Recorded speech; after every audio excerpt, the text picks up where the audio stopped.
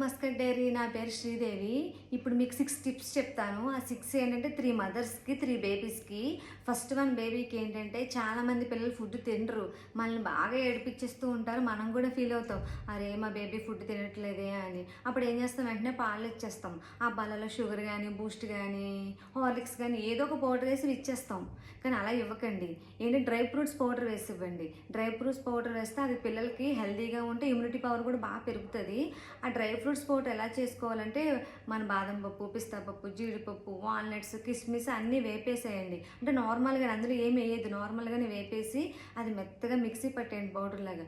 అది వేసి పెట్టండి, మంచిగా తాగుతారు పిల్లలు. ఆ వీడియో మీకు నెక్స్ట్ వీడియోలో చేసి చూపిస్తాను. సెకండ్ వన్ ఏంటంటే, పిల్లలకి కప్పం పట్టేస్తూ ఉంటుంది, దగ్గు వచ్చేస్తూ ఉంటుంది. దీనివల్ల షుగర్ వల్ల. కానీ షుగర్ వేయకండి వాళ్ళకి, పాలల్లో కానీ టిఫిన్స్లో కానీ ఎందులో అయినా సరే వాళ్ళకి బెల్లం పాకం వేసి పెట్టండి. అది బెల్లం హెల్తీగా ఉంటుంది, పిల్లలు కూడా హెల్తీగా ఉంటారు. ఆ వీడియో కూడా మీకు చేసి చూపిస్తాను, బెల్లం పాకం ఎలా చేయాలన్నది. థర్డ్ వన్ ఏంటంటే, చాలామంది పిల్లలు ఇప్పుడు స్కూల్కి వెళ్ళకుండా అన్నీ చెప్పేస్తున్నారు. అబ్బా రైమ్స్ ఏంటి, సండే మండేలు ఏంటి, నెంబర్స్ ఏంటి అన్నీ చెప్పేస్తున్నారు. కొంతమంది పిల్లలు చెప్పట్లేదు. అదే వాళ్ళ పిల్లలు చెప్తున్నారే మా పిల్లలు చెప్పట్లేదు కొంతమంది మదర్స్ ఫీల్ అవుతూ ఉంటారు. అప్పుడు మీరు ఏం చేస్తారంటే, ఎందుకంటే ఇప్పుడు ఒక అమ్మ ఏం చేస్తే పిల్లలు అదే చేస్తారబ్బా. అందుకని ఇప్పుడు మనం ఏంటంటే, సింపుల్గా ఒక యాపిల్ చూపిద్దాం, ఒక యాపిల్ ఓడి చెప్తాము. ఒక 10 టైమ్స్ చెప్పండి, వాళ్ళ దగ్గర వినరు, ఏడుస్తారు, అలర్ట్ చేస్తారు, చెప్పరు. కానీ మనం 10 సార్లు చెప్తాడు, ఒక్కసారైనా క్యాచ్ చేసి ఒక్కసారైనా చెప్తారు.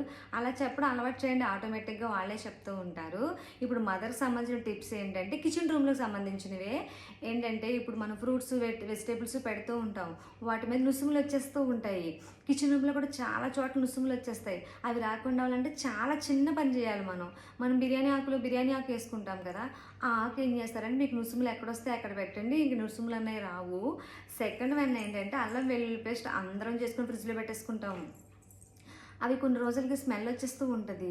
అలా స్మెల్ రాకుండా ఉండాలి, ఎక్కువ రోజులు ఉండాలంటే మన అల్లం వెల్లుల్లి పేస్ట్ చేసేటప్పుడు అందులోని కొంచెం పసుపు, కొంచెం సాల్ట్ వేసుకొని చేస్తే తొందరగా పాడవదు, ఎక్కువ రోజులు కూడా ఉంటుంది. థర్డ్ వన్ ఏంటంటే, మనం కుక్కర్లో పప్పు పెడతాము. ఆ పప్పు పెట్టేటప్పుడు వాటర్ అంతా బయటకు వచ్చేస్తుంది, మూత మీద పడిపోతుంది, తర్వాత క్లీన్ చేసుకుంటే చాలా టైం పడుతుంది మనకి. అలా కాకుండా విజిల్ పెట్టేటప్పుడు దాని మీద టిష్యూ పేపర్ పెట్టండి. టిష్యూ పేపర్ పెట్టి విజిల్ పెట్టండి. ఆ టిష్యూ పేపర్ వల్ల ఏంటంటే వాటర్ అనేది బయటకు రాదు, మూత మీద కూడా పడదు.